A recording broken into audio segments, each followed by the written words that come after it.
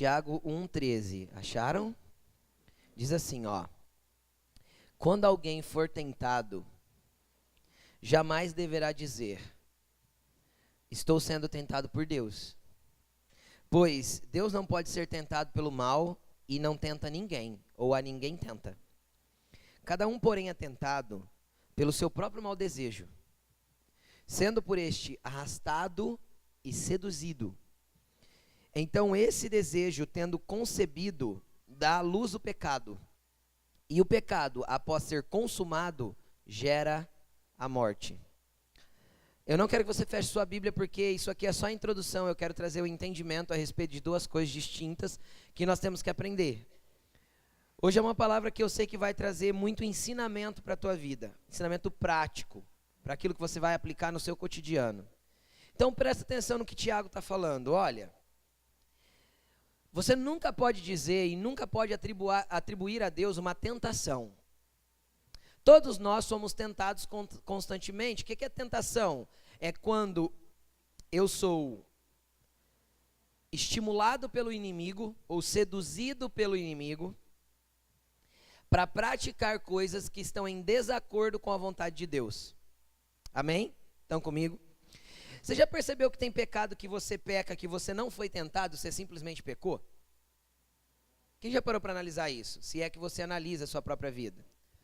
Tem pecado que você não é tentado, simplesmente você peca, pecou de novo, e fez outra vez, e pecou de novo. Quem está comigo, que estão entendendo?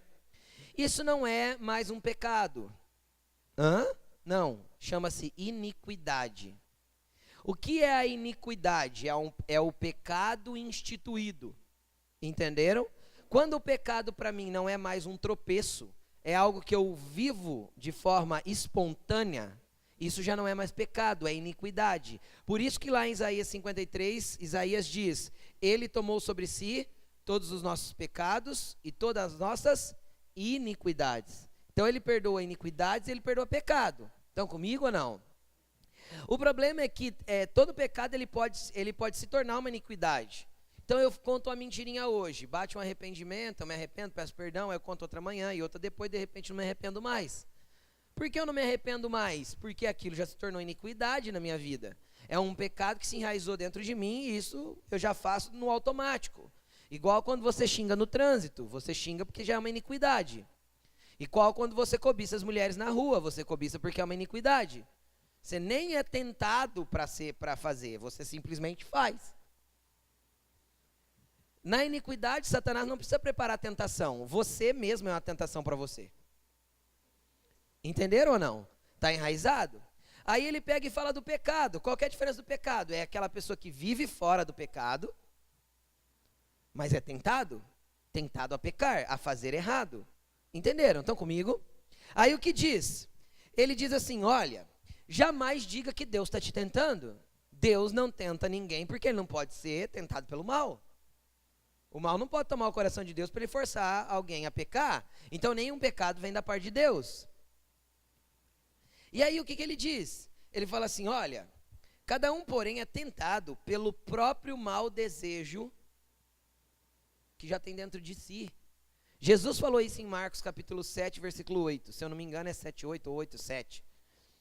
Mas Jesus disse o seguinte, olha, as prostituições, a avareza, a cobiça, a idolatria, o ódio, a contenda, as murmurações, todas essas coisas saem de dentro do homem.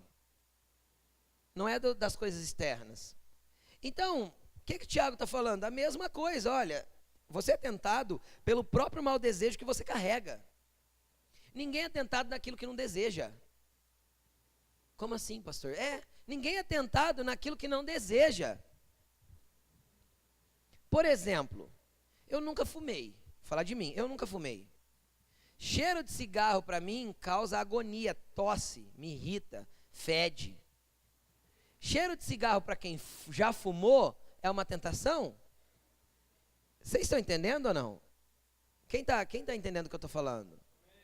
Então, aquele desejo já está interiorizado dentro de nós. Está ali, mesmo que vencido pelo Espírito e mortificado dentro de nós, É um mau desejo que está ali dentro. Com o tempo, nós podemos até superar esse mau desejo e ultrapassar essa fase, esse nível. Mas mas Satanás sempre vai te tentar a partir de um desejo ruim que já tem dentro de você. Se você deseja ficar rico, como que Satanás vai te tentar? Com dinheiro. Com dinheiro fácil, ilícito, de notas frias e falsas, de passar as pessoas para trás. É assim que Satanás vai te tentar. Por quê? Porque ele vai a partir da cobiça que existe dentro do seu coração. Vocês estão entendendo o que eu estou dizendo ou não? Então, e assim vai, na área sexual, em todas as áreas, você só é tentado naquilo que já tem aí dentro. Se não tiver aí dentro, não há tentação. Amém? E aí o que ele está falando? Deus não é Deus que tenta ninguém. Por isso, entenda que o maior culpado de ser tentado sou eu mesmo. Aí você pode falar assim, pastor, eu quero me livrar então disso que me causa as tentações, porque é uma guerra constante. Bem-vindo à vida humana. Você nunca vai se livrar dessas coisas, porque nós somos naturalmente tendenciosos para o mal. É humano. Entenderam? É humano. Nós somos tendenciosos a querer aquilo que é proibido. Porque parece até que o proibido é mais gostoso. Não é assim? Nós somos tendenciosos a ter esse tipo de conduta. É humano. Uns mais, outros menos. Um em uma área, outro em outra área. Entenderam? Ou quem nunca foi tentado no meio daquela briga calorosa com seu cônjuge, a dar um soco na boca dele. E isso é uma tentação de algo que já está dentro de você. Entenderam ou não? Então, é uma questão humana, entendem ou não? Tem coisas que nós gostaríamos de resolver com as nossas mãos, não tem?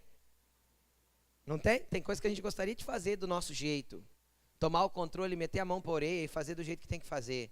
Graças a Deus nós temos Jesus, estamos sendo transformados todos os dias, de glória em glória, para cada dia se parecer mais com Ele, amém? Então tá bom, olha para essa pessoa que está do teu lado e fala assim, não se renda a esse desejo ruim que tem dentro de você. Amém? Então, o ambiente de tentação, preste atenção, o ambiente de tentação ele é contínuo na vida humana. Só que nós podemos crescer com ele também. Ele pode ser uma alavanca de crescimento. Mas pastor, como que eu posso crescer no meio da tentação? Eu posso crescer no meio da tentação quando eu uso a tentação para crescer espiritualmente. Ao invés de ceder ao pecado, eu vou para o quarto para vencer a tentação. Eu vou orar em línguas para vencer a tentação. Eu vou ler a Bíblia para vencer a tentação, para desfocar o meu pensamento ruim daquilo que eu estou pensando e focar nas coisas de Deus. Entenda uma coisa, ninguém expulsa pensamento da cabeça. Alguém já pôs a mão na cabeça e falou, sai em nome de Jesus, de coisa ruim que você estava pensando? Todo mundo já fez isso. Oh, encrenca, para de pensar isso aí. Porque às vezes a gente se pega pensando coisas que não devia. Cara, o pensamento é brigar com uma pessoa via telefone. Entendeu? Você não precisa brigar, você só desliga o telefone. Entendeu? Então você não briga com tentação que está na mente. O que você faz? Desliga o telefone, muda o pensamento, foca o pensamento em outro lugar. Pastor, não é fácil. Eu sei que não. Não estou falando que é fácil, mas estou falando que é possível. Amém? Então o que você faz? Você vai para coisas de Deus, então com isso você cresce no meio da tentação. Entenderam? E vence ela. E Deus tem mecanismos até para você derrotar ela de vez e superar esse ambiente. Amém, gente? Amém. Mas não é sobre isso que eu quero falar. Isso era só introdução para você não confundir uma coisa com uma coisa que não é outra coisa. Então lê comigo Tiago capítulo 1, versículo 2. O mesmo texto. Por isso que eu pedi para você não fechar a Bíblia. Tiago 1, 2. Meus irmãos, considerem motivo de grande alegria o fato de vocês passarem por diversas provações, Pois vocês sabem que a prova da vossa fé produz perseverança, e a perseverança deve ter ação completa, a fim de que vocês sejam maduros e íntegros, sem que falte a vocês coisa alguma. Se algum de vocês tem falta de sabedoria, peça a Deus, que a todos dá livremente, de boa vontade, e lhe será concedido. Peça, porém, com fé, sem duvidar, pois aquele que duvida é semelhante à onda do mar, que é levada e agitada pelo vento.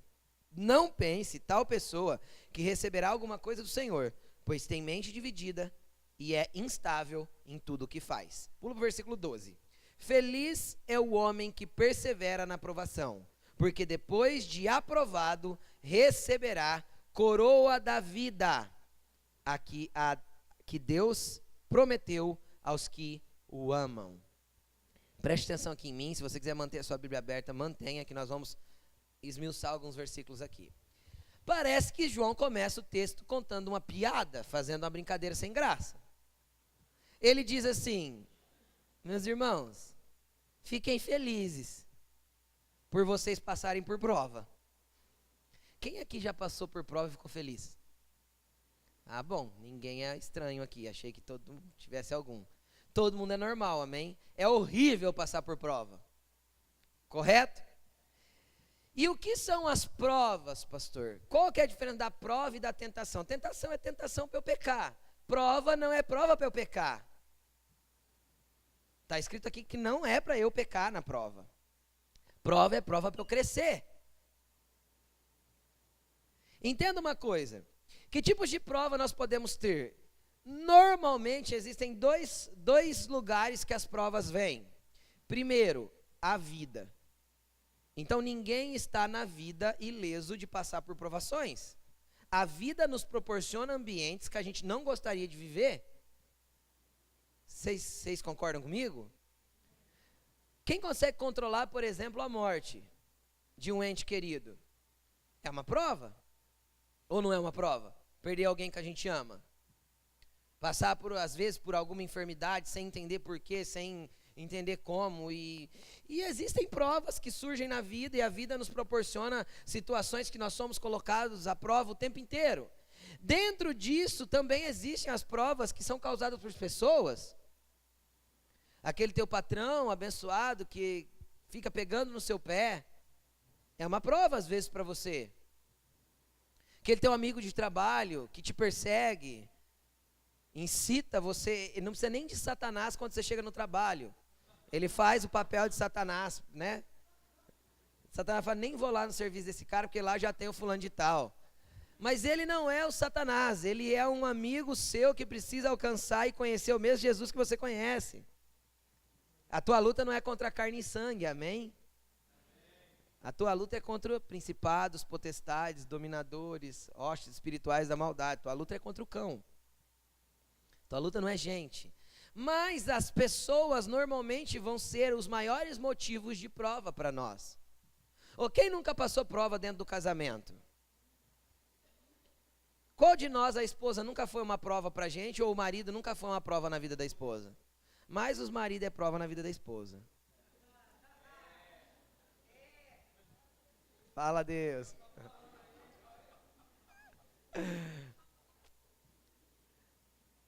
É prova por quê? Qual que é o motivo de você ser provada? Você brigar? Não, você crescer?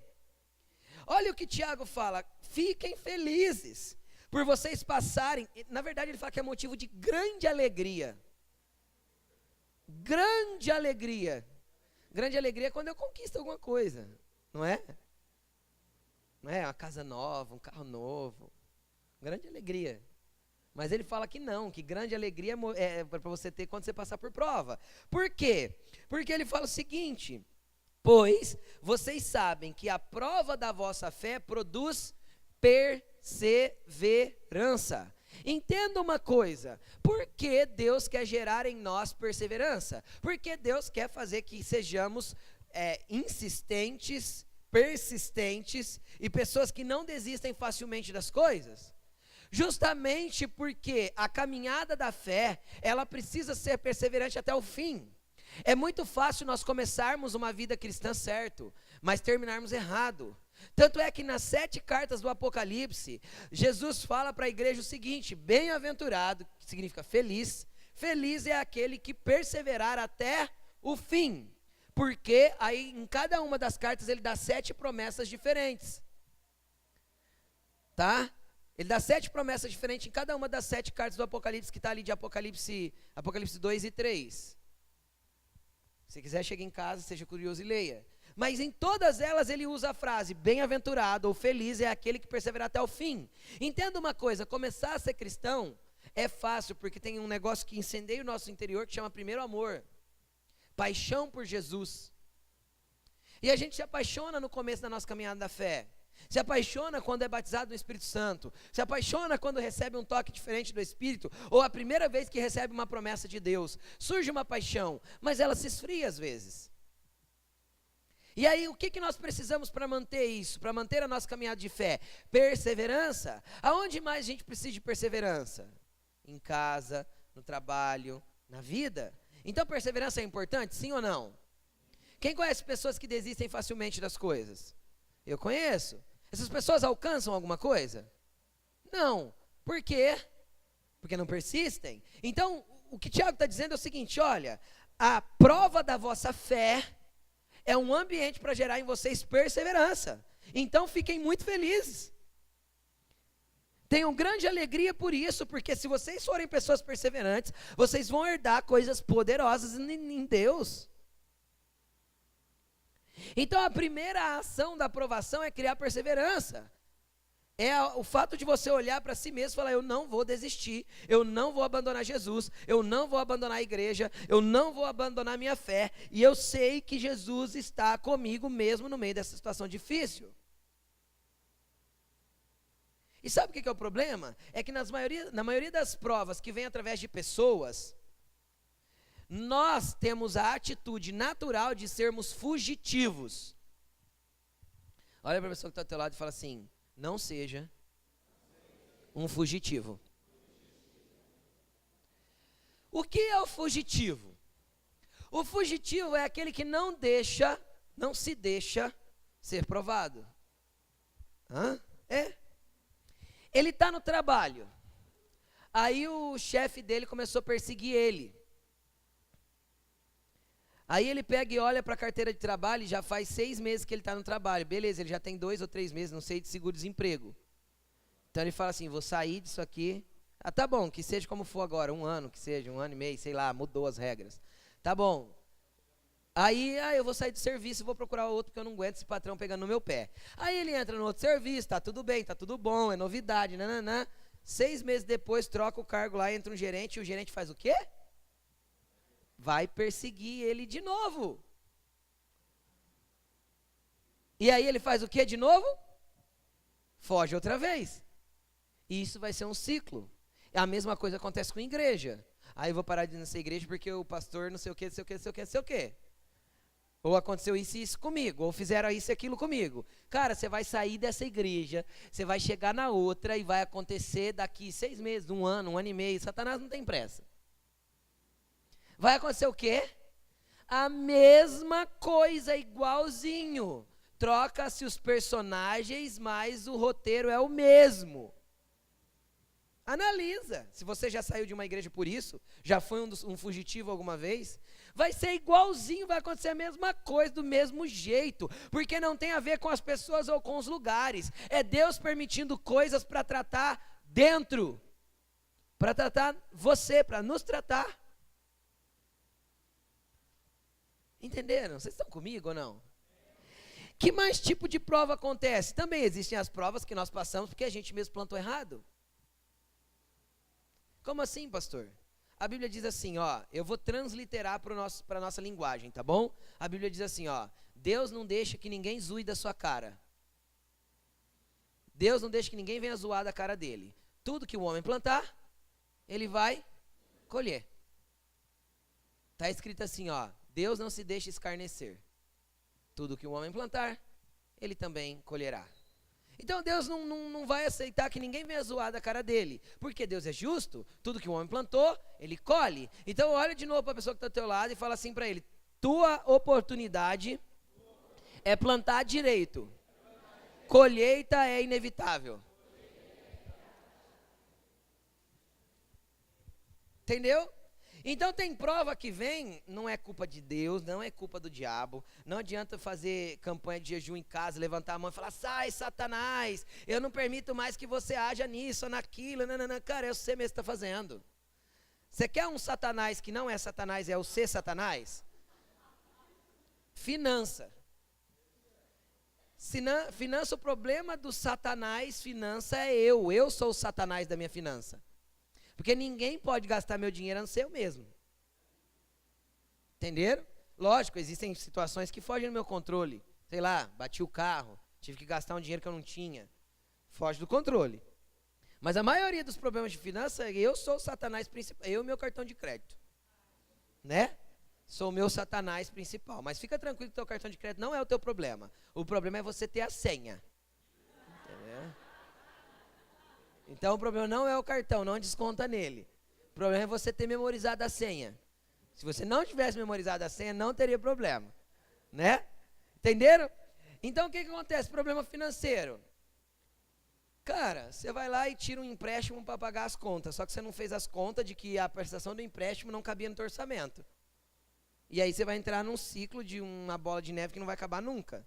Entenderam? Cara, pode dizimar. Aí para de dizimar e piorou. Aí foi pro buraco de vez. Mas aí você dizima, você oferta, você faz tudo direitinho. Ainda vai orar. Deus está fazendo tudo direitinho. Está fazendo direitinho a lei espiritual. Mas e a lei natural, que é administrar bem aquilo que você tem? Está fazendo erradinho. Está fazendo erradinho, vai ficar vermelhinho a conta. Tem jeito? Entenderam? Então existem provas que nós passamos, que nós mesmos plantamos. Nós mesmos cutucamos. Nós mesmos fizemos errado. Já ouviu aquele ditado que diz: quem fala o que quer, ouve o que não quer? Você plantou uma resposta ríspida, colheu um soco de volta. Seja um soco em palavras ou um soco literal. Cara, aquilo não é prova, aquilo é só você que plantou, colheu. Entenderam? Amém? Aí, mas dentro de todas as provações, todos os tipos de pessoas, de eu mesmo, daquelas que a vida traz, que às vezes fogem ao nosso controle, em todas elas, Deus quer nos fazer crescer. A ideia de Deus é que nós venhamos amadurecer e crescer dentro das provas. Amém? Amém? Ele continua, versículo 4. A perseverança, ela deve ter uma ação completa. Olha o que está escrito aí. A perseverança deve ter ação completa. Preste atenção. Isso significa que a perseverança pode ter ação incompleta. Correto? Se está dizendo que ela precisa ter a ação completa, significa que a ação dela pode não ser completa, pode ser incompleta. Quando que a ação da perseverança é incompleta? Quando eu desisto. Se eu desisto no meio do caminho, automaticamente a minha perseverança deixou de ser perseverança e ela não completou a ação daquilo que tinha que acontecer. Ou mesmo que eu persevere, mas dê a resposta errada àquilo que Deus queria me ensinar. O que é dar a resposta errada? É ser reprovado na prova. Não é? Quando você dá a resposta errada, você deu uma resposta, mas ela não foi a correta. E aí você recebe uma nota vermelha e é reprovado. Quem é reprovado na prova, o que tem que fazer? A prova de novo. Pode ficar tranquilo que Deus mesmo marca a data. Entendeu? Inevitavelmente vai acontecer de novo. As coisas vão te cercar e você vai estar vivendo, como eu disse, às vezes muda os personagens, entendeu? Mas o ator principal que é você é o mesmo, entendeu? Os coadjuvantes mudam, mas o ator principal é você, dentro do mesmo roteirinho, igualzinho, você vai viver de novo. Para quê? Porque Deus te quer aprovado. E aí, se a gente interrompe e dá a resposta errada, a perseverança não faz a ação completa. E o que é a ação completa da perseverança? O fim dessa ação completa, está escrito aí, ó. A fim de que? Com a finalidade de. Estão entendendo? Está escrito aí, não está? Com a finalidade de que vocês sejam maduros e íntegros. Cara, você já parou para pensar? Acho que você nunca tinha visto prova com essa ótica, né? Toda prova para você era do cão e toda prova para você era errado. Então entenda, toda prova é ruim, só que ela traz algo poderoso. Estão entendendo ou não? Se nós formos perseverantes na aprovação e dermos as respostas corretas, ela vai ter uma ação completa. E quando ela completa a sua ação, o fim dessa ação completa da perseverança é que sejamos maduros e íntegros. E essa maturidade não é maturidade humana, é maturidade espiritual, maturidade sobre o problema. Entendem? É maturidade sobre a situação. Tem pessoas, eu não estou brincando, tem pessoas que vêm expor coisas para mim, que para mim é muito simples de lidar. Eu dou risada diante daquela situação que para as pessoas às vezes é um monstro. Vocês entendem o que eu estou dizendo? É uma prova terrível. Mas por quê? Porque às vezes é um ambiente que eu já adquiri maturidade naquele ambiente. São coisas são pedras que eu tropecei uma vez e que eu já sei onde elas ficam. E que eu não preciso tropeçar de novo. Entendem? Quando começou o cumprir, por exemplo, eu passei por uma aprovação muito grande em um ambiente. E hoje eu tive a oportunidade de viver a mesma aprovação de novo. O que eu fiz? Desviei da pedra. Busquei sabedoria para agir da maneira correta e desviar da pedra que estava tentando fazer eu cair na mesma prova outra vez. Entenderam? Ou seja, ela apareceu na minha frente, mas não se tornou uma aprovação. Se tornou? Não, simplesmente eu desviei dela. Porque nesse ambiente eu me tornei maduro.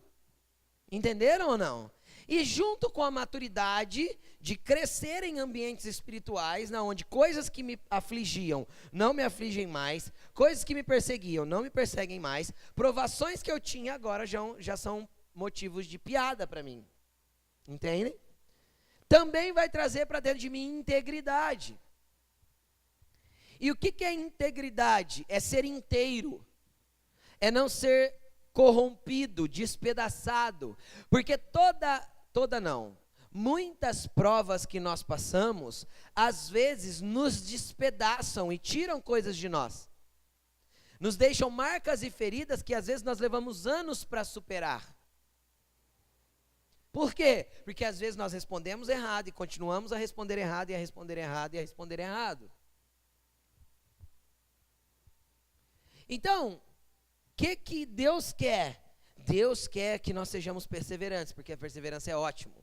Mas que dentro da perseverança ela possa ter uma ação completa para trazer para mim maturidade espiritual e integridade, inteireza de ser, inteireza de espírito, inteireza de caráter.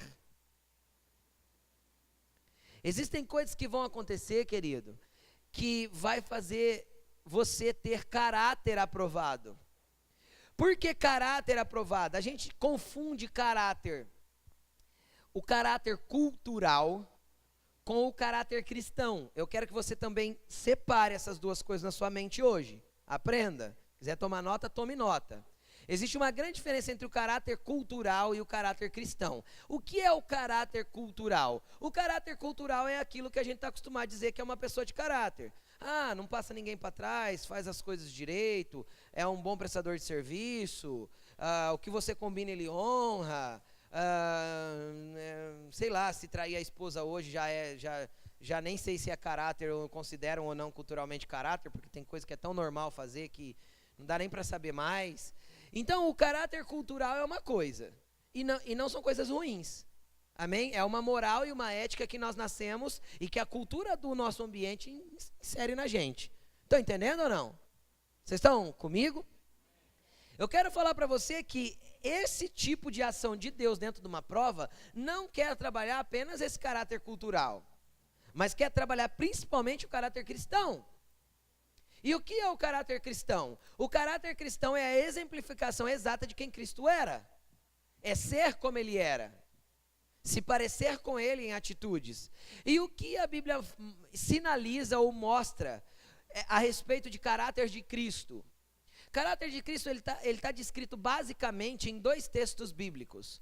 As bem-aventuranças e o fruto do Espírito de Gálatas 5, 22, 23. Então, você quer entender o caráter de Cristo? O caráter de Cristo é amor, paz, longanimidade, benignidade, bondade, mansidão e domínio próprio. Esse é o caráter de Cristo. Ele era amoroso, paciente, longânimo, benigno, bondoso e dominava a si mesmo. Essa era a estrutura de caráter de Cristo, e é essa estrutura de caráter que ele quer gerar dentro de nós. Quem já pediu o fruto do Espírito em oração aqui alguma vez? Cara, eu vou te explicar uma coisa. Você pode orar pedindo o fruto do Espírito, só que ele só vai ser gerado dentro de você através de prova. Não tem outro jeito. E enquanto não for gerado, Deus não vai deixar de permitir as provas. Entendeu? Por que ele só vai ser gerado dentro de você através de prova? Porque imagina que você peça para Deus, Deus, eu quero o fruto do Espírito, amor. Deus, tudo que ele vai fazer é plantar uma semente de amor dentro de você e forjar ou forçar a terra a produzir. É fruto. Fruto nasce. Fruto não é dado pronto. Vocês estão entendendo ou não? Fruto nasce. Você pediu amor, Deus vai plantar uma semente de amor. E vai trabalhar na terra, que é o teu coração, para que essa semente germine. Como que essa semente vai germinar? Através da prova. Porque o que Deus vai permitir quando você pediu amor e está sendo provado? Deus vai permitir pessoas que não são amáveis estar perto de você. Deus vai permitir situações para você não expressar amor. Deus vai permitir que você veja o vizinho empurrando o carro debaixo de chuva sozinho, e você dentro da sua casa espia pela janela e fica quietinho lá dentro. Entendeu? A atitude de amor seria qual? Sair para fora e falar, vou te ajudar. Entenderam? Deus vai permitir que você cruze com um amigo, ou com alguém que você não é tão amigo assim, na rua a pé. E você sabe que a pessoa tem carro. A atitude de amor seria encostar e falar, o que aconteceu? Quer uma carona? Está indo para onde? Mas você vira o rosto para o outro lado e assobia. E passa reto, só para não dar carona. Então Deus vai permitir várias atitudes que você poderia expressar amor e não expressou amor. E se ele ver que você não expressa amor, ele vai provar, ele vai permitir uma aprovação para te apertar, para que esse fruto nasça. Assim é com a paz, com a longanimidade, com a bondade, com a mansidão, com o domínio próprio. Tudo vai ser gerado a partir de uma semente que Deus planta, e ele vai forçar a tua vida, ou permitir que situações forcem a sua vida, para que nasça um fruto poderoso de dentro de você. Aí por que eu falei do sermão da montanha, as bem-aventuranças, Mateus 5? Porque começa assim, bem-aventurado o pobre de espírito, porque dele é o reino dos céus. Quem que é o pobre de espírito? É o que reconhece a sua pobreza espiritual e sabe que se não depender de Deus e não se deixar ser moldado, nunca vai alcançar o que Deus tem para ele. Então uma coisa está linkada à outra. Fruto do Espírito e bem-aventurança. Qualquer dia eu posso trazer uma palavra linkando as duas coisas, falando só de caráter cristão. Mas não é a palavra para hoje. Hoje nós estamos falando das provações e como você tem que passar por elas. E aí o que acontece? Ele continua dizendo, a aprovação vai ter uma ação completa e você vai ser maduro e íntegro, sem que falte a você coisa alguma. Olha para a pessoa que está ao lado e fala assim, Deus quer te dar tudo. Não é isso que está escrito aqui? Não vai te faltar coisa alguma. Você vai ser maduro e íntegro sem te faltar nada. Aí você pensa assim, poxa pastor, mas estou com um monte de coisa que está faltando. Entenda uma coisa, querido. Existe uma grande diferença em ter anseios não atendidos e ter falta das coisas. São coisas distintas. Prosperidade não é o ter muito. Prosperidade é a ausência da necessidade. Entendem ou não? Então entenda uma coisa.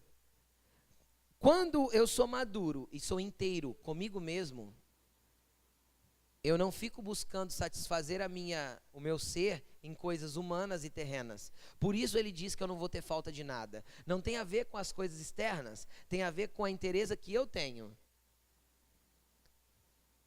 O pastor Juscelio fala algo que eu gosto a respeito de casamento. Quem não é um bom ímpar, não pode ser um bom par. Por quê? Porque se você não for íntegro e completo antes de se casar, você vai tentar suprir essa carência que você tem na pessoa com qual você se casou. E isso vai gerar um baita de um problema para dentro do seu relacionamento. Entenderam? Deus não pega duas metades. Nunca mais olhe para sua esposa e fala assim, você é minha metade. Deus não faz metades para juntar e fazer um. Deus faz dois inteiros para fazer dos dois um só. Nunca a Bíblia disse sobre metade. Nunca a Bíblia disse sobre um pedaço. Vocês são dois inteiros, casais, vocês são dois inteiros que se fundiram em um ser. Em uma só alma, em um só espírito ligado pelo poder do Espírito Santo. Um só propósito, uma só direção. Então nunca mais chame essa pessoa de minha metade. Você não é metade de ninguém.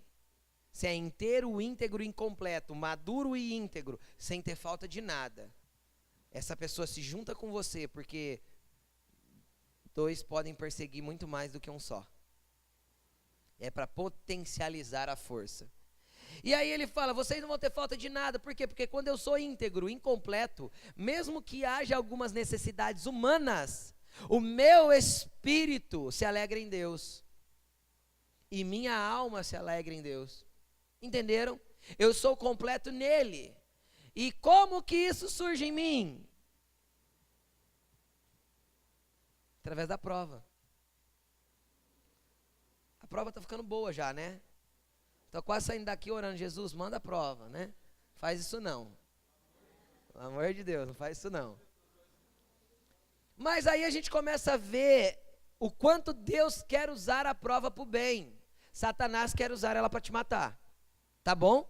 Toda prova contra você, Satanás quer ela para acabar com o teu emocional, para acabar com a sua mente, para te deixar desequilibrado, para fazer você perder as estribeiras, para fazer você xingar, para fazer você pecar.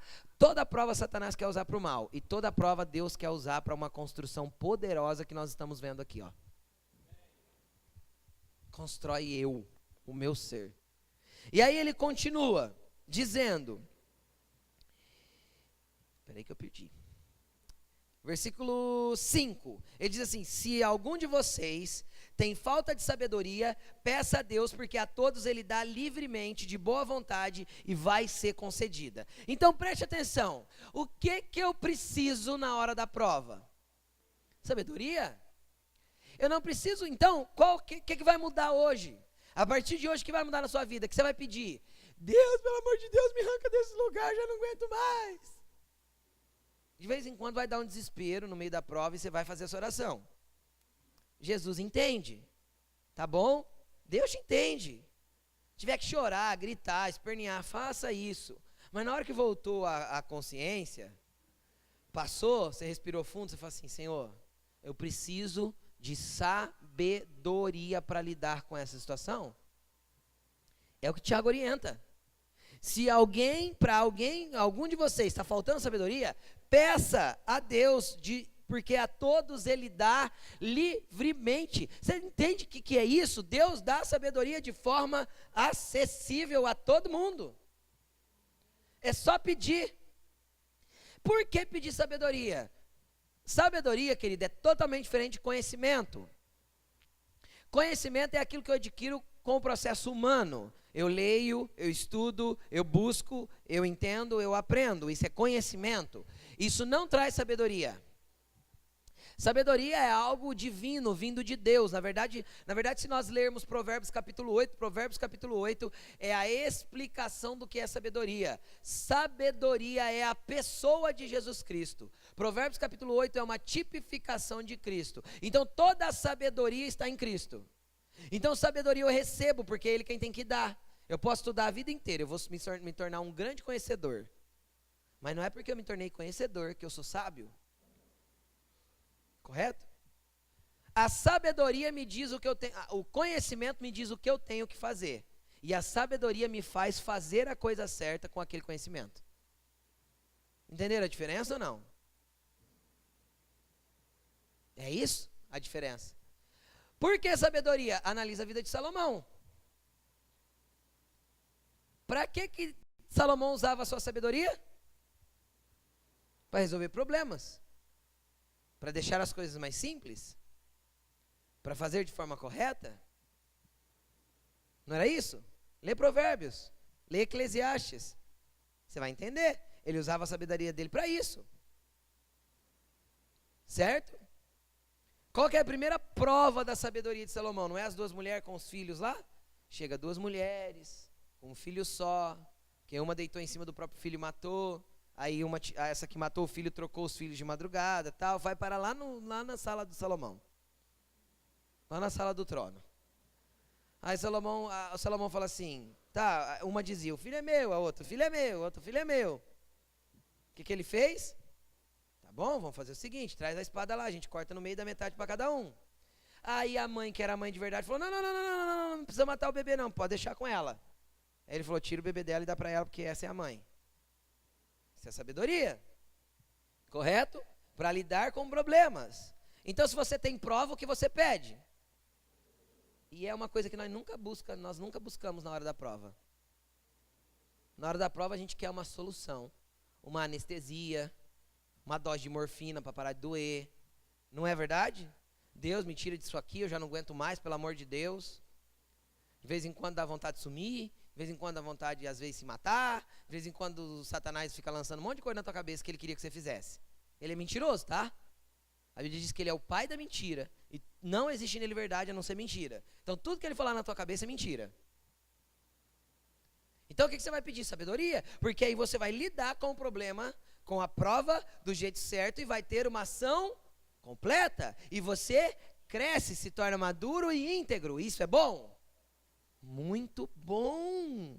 Isso é muito bom. A única coisa que ele diz é o seguinte, ó, quando você pedir sabedoria, peça com fé, sem duvidar que Deus pode fazer. Qual que é o problema? Volto para os fugitivos.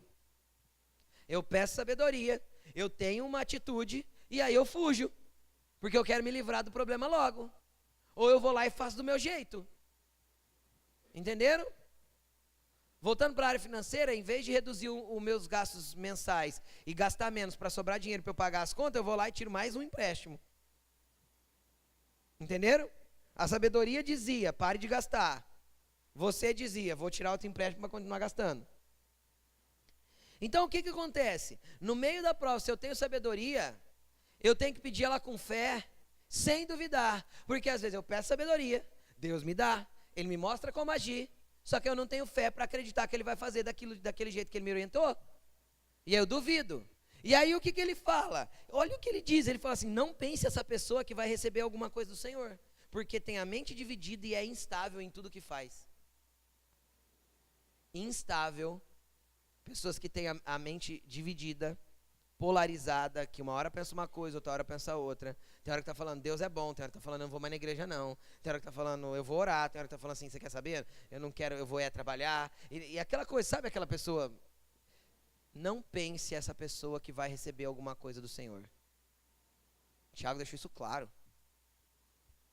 Por quê? Porque você não gerou a primeira coisa que tem que ser gerada. Qual que é a primeira coisa que a prova gera? Perseverança. Essa pessoa instável não é perseverante. Se ela não é perseverante, ela não tem como ter a continuidade do resto. Vocês conseguem entender ou não? Se eu não tenho perseverança, eu não vou ter mais nada do resto. Ela não vai ter ação completa, ela não vai gerar maturidade nem integridade, e eu não vou conseguir pedir sabedoria. Eu vou pedir sabedoria, mas não vou saber aplicar. Eu fico naquele ciclo de altos e baixos, de inconstância, e cada hora eu quero uma coisa. Isso acontece muito no meio de casais. É comum acontecer. Tem dia que o casal chega, às vezes, na gente ou em outras pessoas, vou largar, já não aguento mais, não. Passa 3 dias, estão num love. Entenderam? E assim a coisa vai. ao invés de lidar com a situação de forma madura e íntegra, com sabedoria.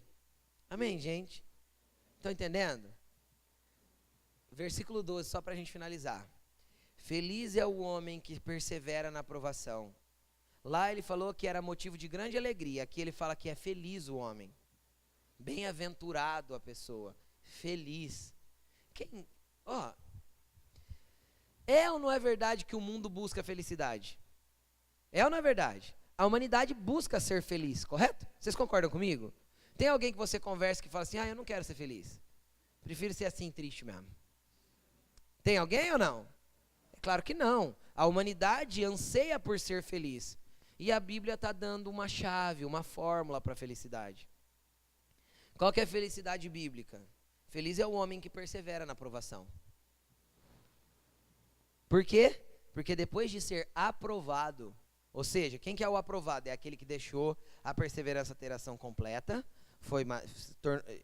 gerou-se maturidade e integridade, através da sabedoria que ele recebeu de Deus. Esse é o aprovado. Ele diz assim, olha, feliz é o homem que persevera na aprovação, porque depois de aprovado, vai receber a coroa da vida que Deus prometeu para os que o amam. Entenda uma coisa, é a última colocação. Aqui chama coroa da vida. Cara, não tem a ver com a eternidade isso, tá? Porque a gente mistificou muito os amuletos da salvação. Olha para essa pessoa que está do teu lado e fala assim, joga fora todos os amuletos da salvação. O que é o amuleto da salvação? Porque quando eu chegar no céu eu vou receber uma coroa. Porque eu vou ganhar mais uma alma, porque vai ter mais uma pedra na minha coroa. Aonde está escrito isso, Jesus Cristo? Porque lá eu vou ter uma casa e o meu galardão é a minha casa. Cara, casa é coisa terrena. A Bíblia diz que tem uma cidade, então vai haver casas, prédios e estruturas, correto? Estão comigo, sim ou não? Eu acredito nas construções. Mas a construção é tão banal diante da grandeza de estar com o meu Senhor, que para que eu preciso de casa na eternidade? Para quê? Eu não tenho mais sono, não tenho mais cansaço, não preciso dormir. Toda a comida que eu vou comer, sei lá quem vai preparar, se os anjos, se nós mesmos, mas vai ser lá para todo mundo junto, porque lá nós vamos ser um. Não preciso comer na minha casa separado do outro, e não vai ter caviar na minha casa, e o irmão do lado comendo arroz, feijão e tomate. Entendeu? Não vai ter isso lá. Não vai ter esse troço lá, porque Deus vai preparar todas as coisas, a Bíblia diz que a gente vai comer com Ele. Imagina comer na mesa do Rei dos Reis, do Senhor dos Senhores. Então, tipo assim, eu preciso de casa para quê? Entendeu? Qual que é a razão de eu ter uma casa lá? Aí eu não vou chegar, passar na frente, essa rua aqui é a rua dos apóstolos. Olha a casa do apóstolo João. Meu Deus, eu queria uma casa dessa. Isso é inveja, é coisa da terra, entendeu? Para que uma casa maior para um e outra casa menor para outro? Você consegue entender? Se a Bíblia diz que na eternidade não se casam, nem se dão em casamento, para que uma casa grande para um só sozinho? Entendeu? Então, as coisas que a gente mistificou na nossa cabeça. Vai ter uma cidade, só que a Bíblia diz que ela vai ser um cubo. Está escrito na Bíblia, em Apocalipse. Um cubo. Ela tem 2.700 quilômetros de comprimento, 2.700 quilômetros de largura e 2.700 quilômetros de altura. Explica aí essa cidade. Explica, está escrito lá em Apocalipse. João mediu, com a vara de medir a cidade. Eu medi a cidade. Em algumas traduções vai estar em côvados ou em estádios. Mas transforma em metro, é 2.700 ou 2.300 quilômetros, não sei, não lembro. Quilômetros, é isso mesmo, daqui lá no nortão do Mato Grosso. A cidade, uma cidade só. 2.700 de assim, ou 500, 300, não me lembro. 2.700 de assim e 2.700 para cima. Explica essa cidade aí. Entendeu? Aí a gente fica com ruinha de ouro. Cara, ouro é algo tão simples no céu que os anjos varrem a rua e jogam aqui para a terra, os outros ficam cavucando para achar. É lixo. Entendeu? Deu uma varridinha, jogou, caiu com esse farelo aqui e o nego fica lá, virando a terra para poder achar um pouco do farelo. Entendeu? Né? É igual o cara que era ambicioso e antes de morrer vendeu tudo que tinha e transformou em várias barras de ouro. Aí ele falou, não, eu vou levar o meu dinheiro comigo, tal, morreu, puseram no caixão. Aí, diz que ele morreu, chegou nos portões da eternidade, com as barras de ouro debaixo do braço. Aí o anjo falou assim, o que é isso aí? Ele falou assim, isso aqui é meu dinheiro. Ele falou assim, rapaz, aqui a gente chama de asfalto.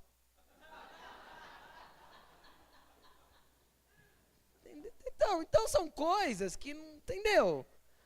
Não faz muito sentido. E aí a gente pensa assim, a coroa da vida, eu vou chegar diante de Jesus. Pode ser que aconteça, tá bom? Pode ser que aconteça, que tenha uma identificação física, pode ser que tenha uma casa física, não estou desconstruindo nada disso, porque tem coisas sobre isso na palavra. Os anciãos lançavam as suas coroas, mas eu não entendo que essa coroa era algo físico, eu entendo que era a honra e o poder e a autoridade que tinha sido dada para eles, sendo lançada diante de Jesus e falando, olha, toda a honra, toda a autoridade, todo o governo que o Senhor me deu, eu devolvo, porque o Senhor é dono de tudo. Vocês conseguem entender? O que é uma coroa? Não é honra, governo e autoridade? Eu só devolvo. Vocês estão entendendo? Então a gente mistificou as coisas e trouxe tudo para o físico, para o natural. Eu vou falar o que eu penso que é o galardão hoje. Por que eu falo hoje? Porque pode ser que daqui 4 anos eu pense diferente. Tá? Amém? Porque eu também já pensei em coroa, já pensei em casinha, já pensei em um monte de coisa. Mas vamos trazer o que eu entendo hoje. O que eu entendo que é o galardão? É o nível de autoridade e de governo que nós vamos ter dentro do governo do Senhor Jesus. Entendem? É o lugar que Ele vai nos colocar em autoridade sobre, a Bíblia diz, está escrito em Apocalipse, em Daniel, está escrito num monte de lugar, que nós vamos governar sobre reinos, cidades, nações. Então, é o nível de autoridade que eu vou ter dentro do governo de Cristo, que é o meu galardão. É por isso que eu entendo que os anciãos lançavam as coroas. Olha, toda a autoridade que o Senhor me deu, eu te devolvo em adoração. Isso é uma coroa, é um ambiente de autoridade. Aqui ele não está falando dessa coroa. Aqui ele está falando da coroa da vida. Querido, não espere a vida passar para poder ter uma coroa no céu. Um nível de autoridade, um nível de governo, um nível de fé, de inteireza e de maturidade quando você morrer. Jesus já quer começar a fazer isso com você aqui. Entenderam? Existem coroas que nós recebemos já na terra. Coroas de honra, de recompensa, de bênção. A Bíblia diz em Provérbios, quem disse? O sábio Salomão. Provérbios o que mesmo, nega, que você olhou hoje de manhã? Provérbios 17:6 diz que os netos, não fala netos, fala os filhos dos filhos são a coroa do homem. Quem que é os filhos dos filhos? O neto. Por quê? Porque um homem que tem netos e tem as pessoas, e essas pessoas que estão à sua volta estão com ele e o honram, isso para ele é honroso, ele já está recebendo coroa em vida. Vocês estão entendendo ou não? Salomão entendeu isso. Olha, já é uma coroa da vida, na vida você já está sendo coroado. Aí a gente fica esperando morrer para receber alguma coisa, para ter um ambiente de governo, um lugar de autoridade em Deus. Por quê? Porque a gente prefere se esquivar das provas, ao invés de viver aquilo que a gente tem que viver. Sabe? Por exemplo, é o último exemplo, tá bom? Agora prometo que é o último. É o último exemplo. Outro dia eu vi um pregador influente nas mídias sociais colocar uma frase mais ou menos assim. Que muitos missionários estão dispostos a dar a sua vida no campo missionário, muitas pessoas estão dispostas a dar a sua vida no campo missionário, mas não estão dispostas a dar a sua vida dentro da sua casa. Como assim, pastor? É isso, porque dentro de casa eu vou ser provado para ser lapidado e tratado. Aí as pessoas fogem, se tornam missionários, porque lá ele não tem que prestar conta para ninguém, ser tratado por ninguém. Entenderam o que eu estou falando? E aí vão para o campo missionário, preferem morrer fisicamente do que morrer para si próprios e serem tratados por Deus através de coisas como essa que Tiago descreve aqui. Então, querido, eu vou para as palavras de Jesus. No mundo vocês vão ter aflições, provas, mas não temam, Eu venci o mundo por vocês. Eu não vos deixarei, não vos abandonarei, eu estarei convosco todos os dias até a consumação dos séculos. Essa é a promessa dele, ele vai estar conosco no meio de todas as provas. É fácil para essa aprovação? Não é. Mas ela vai gerar algo muito bom se eu jogar a minha vida diante de Deus no meio dessas provações. Amém? Coloque-se de pé, vamos orar um pouquinho, só para a gente colocar essas coisas diante de Deus.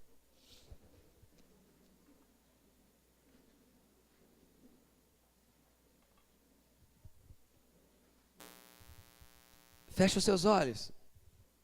Eu não vou orar para que Deus cesse nenhuma prova na tua vida hoje. Eu vou orar para que Deus te dê sabedoria para você lidar com todas elas. Porque quando você tiver sabedoria e agir da maneira correta, Deus vai fazer cessar toda e qualquer prova. E você vai viver muito melhor do que você vivia antes. Então eu quero liberar sobre a sua vida hoje, sim, vida abundante, mas vida de verdade. Aquela vida vivida alinhada com a vontade de Deus. Prosperidade, sim, prosperidade, porque você pode prosperar, mas alinhado com a vontade de Deus. Acho que ninguém entendeu. Quem quer prosperar diz amém. Quem quer vida abundante diz amém. Jesus pode dar tudo isso, querido, é só mergulhar na sabedoria e falar: Jesus, faz do jeito que o Senhor quer, porque eu estou aqui para te servir, para receber do Senhor esse ambiente de sabedoria. Eu gostaria que você fechasse seus olhos agora, que você começasse a falar com Jesus. É muito gostoso a gente chapar no espírito, como a gente fez aqui no começo do culto, mas também é muito importante nós prestarmos o nosso culto racional. Agora é hora de você prestar o seu culto racional. O que é um culto racional? Racionalmente você faz uma autoanálise e entende o quanto você precisa ser mudado e agir com sabedoria nas situações que a vida está te impondo ou nas situações de prova que você está passando. Então o que você vai pedir agora? Sabedoria. Sabedoria, entendimento, clareza. Fala para o Senhor: joga a luz nessa situação, deixa eu entender o que ela realmente é, me dá perspectiva de como o Senhor enxerga tudo isso, como eu posso crescer nisso, Deus, eu não vejo. Então comece a pedir para o Senhor, feche os seus olhos aí, comece a falar com Ele. Deus está neste lugar, Ele está te ouvindo, querido.